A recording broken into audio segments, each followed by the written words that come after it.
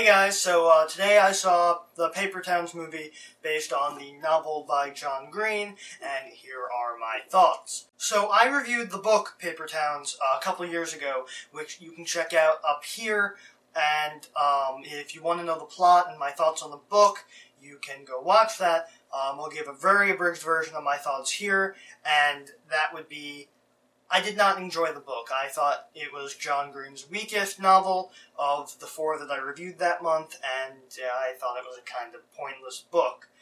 The first part was good, the second part was okay, and the third part was kind of a letdown.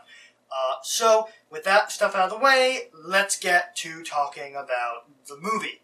I have nothing but good things to say about the movie. I thought the movie was done exceptionally well, considering the source material they had to work with. So, like I said, didn't really like the book, so I went into the movie with very low expectations, but they blew my mind, basically. So I'm going to go over this in different categories, mainly to keep my thoughts focused, and to keep my ums and Jeff Goldblum impression stuff mainly out of this. I'm testing a new format for my thoughts, as you'll probably notice. So, I'm going to start off by talking about the casting. I thought the casting was amazing. The casting was fantastic and spot on. Nat Wolff and Cara Delevingne do great as Q and Margot, respectively, and they act exactly how I imagined them acting in the book. Austin Abrams as Ben, exactly how I imagined Ben. Justice Smith as Radar, exactly how I imagined Radar, and Jazz Sinclair's Angela, amazing, and my favorite of the choices that they cast, Halston Sage as Lacey, who in the book was my favorite character because she was one of the most genuinely nice people in the book, and you start to end up really disliking Q as the novel progresses, much like a parallel that they draw in the book and movie to Captain Ahab.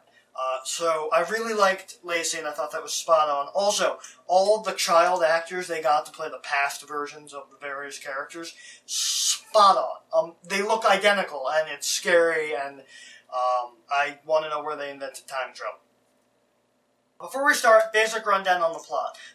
Spoiler warning if you haven't read the book, or haven't seen my review of it. So, the book basically is about this guy, Q, played by Nat Wolff, who goes on this crime revenge spree with this girl named Margot, played by Cara, and they go out and they right wrongs that were done to her by breaking and entering and vandalism and various other things in the name of revenge. So after that, she disappears, and Q goes on a journey to find her because she left clues, and he believes he has to go search out.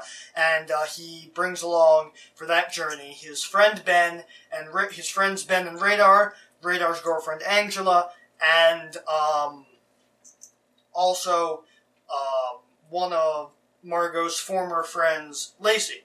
So they go out on a journey to find her, and the movie is faithful in that regard to the plot. So if you've read the book, you know the movie. So on to the next part. Next up, I'm going to talk about the soundtrack, mainly because I loved it. The soundtrack fit the vibe of the novel perfectly, and I feel like not a lot of films today really can pull that off, especially when they're adaptations, like the Great Gatsby movie. The soundtrack for me was all wrong. I could not immerse myself in the movie because I kept hearing modern songs, as opposed to 1920s music. And I would have accepted modernized covers for that movie, but that is neither here nor there. I should talk about that in a separate video, but I probably won't.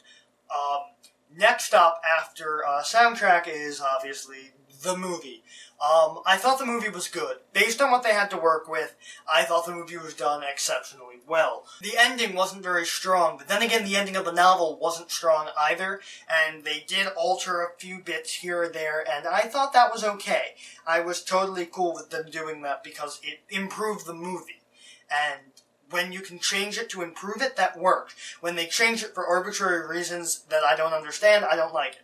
So, going on it from a book versus movie perspective with adaptation-wise, I thought it was a very faithful adaptation to the source material, which is very uncommon in movies because they tend to cut and paste and mess things up. Just drawing for an example of a movie like The Great Gatsby, they cut out a part of the book that I thought was a really big part that cutting out was very detrimental. And a lot of movies do it. The Hitchhiker's Guide film, which I've complained about enough on this channel that you should know my thoughts on it already. They cut and pasted a lot, and I didn't enjoy it. And, you know, that's the issue with adaptations. I thought the Fault in Our Stars movie was done exceptionally well, because anything that was cut or changed was very arbitrary to the movie and very extraneous. So it wasn't necessary to tell the story of the movie. And while it's interesting to read about, I understand why they cut some of the stuff, which is why I think Paper Towns is an extremely faithful adaptation, which I said before is very uncommon today, and I'm really happy that it was a good movie in that sense. Next category, obviously, I'm going to go for is just basic. I like the movie. My thoughts are it was very well done, and it was a really good summer movie, I guess, to say. You know, I enjoyed it. I was very engaging. And even though I knew everything that was going to happen, I didn't feel like watching the movie was a retread. Like, a lot of adaptations I'll watch, I'll feel like, oh, I shouldn't have read the book because I know exactly what's going to happen.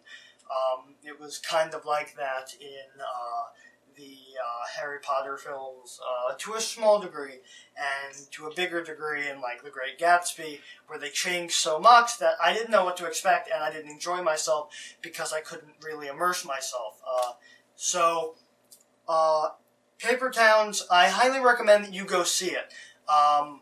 But if you don't want to see it, you know, obviously that's your choice, but if you're interested in John Green, or you want to see a good summer movie, I'd suggest seeing this. I do want to warn you, reading the book first is a good idea because, honestly, they change enough that it's still a fresh telling of the story, but the ending kind of comes out of left field if you haven't read the book first, because, spoiler warning for the ending of both the novel and the movie, the journey that Q goes on is completely and utterly pointless.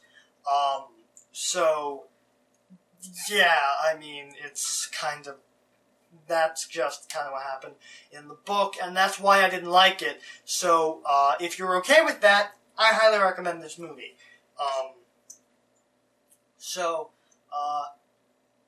I'm Michael. Those were my thoughts on Paper Towns, and I will see you in the next video. Thank you all for watching, and if you liked the video, you can hit subscribe and watch one of my other videos. My videos can be found on any of these fine sites, and if you want to help out, maybe consider supporting the show on Patreon. See you next time.